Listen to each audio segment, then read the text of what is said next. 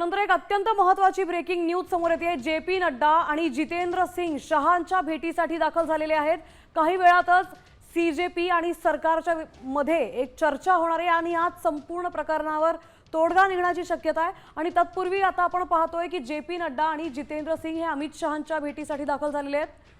काही वेळातच सीजेपी आणि सरकारच्या शिष्टमंडळामध्ये बैठक होणार आहे।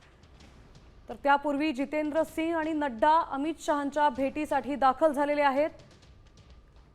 अत्यंत महत्त्वाच्या अपडेट्स काही वेळातच आपल्या समोर येताना दिसतात। सीजेपी आणि सरकारच्या शिष्टमंडळामध्ये आज दुपारी कॉन्स्टिट्यूशन क्लब इथे 12:30 वाजता चर्चा होणार आहे आणि या संपूर्ण प्रकरणावर त्यावर तोडगा निघण्याची शक्यता आहे। आणि या दरम्यानच सीजेपीचे संस्थापक अभिजित दिपके यांनीही सगळ्या आंदोलकांना असं आवाहन केलंय की आज रात्री आम्हाला अटक होऊ शकते।